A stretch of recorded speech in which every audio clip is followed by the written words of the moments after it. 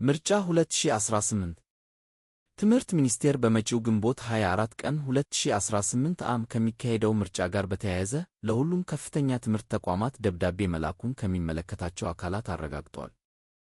ቀደም ሲል ተማሪዎች ለምርጫው ወደ ቤተሰቦቻቸው ሄደው እንዲመርጡ ለማስቻል ትምህርት ከምርጫው በፊት ተጠናቆ ተማሪዎች ወደ ቤታቸው እንዲሄዱ ታቅዶ ነበር። ሆኖም በትምህርት ጥራት ላይ አሉታዊ ተጽዕኖ ስለሚያሳድር ለተማሪዎች የፈተና ዝግጅትና ስኬታማነት አስቸጋሪ ስለሚሆን የታቀደው አካሄድ ተቀይሯል።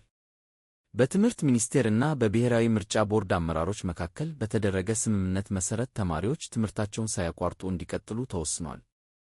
ተማሪዎች ለመምረጥ የሚያስፈልጋቸውን ቀናት ብቻ ተፈቅዶላቸው ሄደው መርጠው እንዲመለሱ ይደረጋል። ሁሉም ከፍተኛ ትምህርት ተቋማት፣ ዩኒቨርሲቲዎች ተማሪዎች በተፈቀደላቸው ቀናት ውስጥ ሄደው መርጠው እንዲመለሱ አስፈላጊውን ፍቃድ እንዲሰጡ ማሳሰቢያ ተላልፎላቸዋል። ተማሪዎች ለምርጫ ምዝገባ እና ለሌሎች ተያያዥ ጉዳዮች እንዲመቻችላቸው ከምርጫ ቦርድ በሚሰጠው አቅጣጫ መሠረት ለቦርዱ አስፈላጊውን እገዛ እንዲያደርጉ ተብለዋል።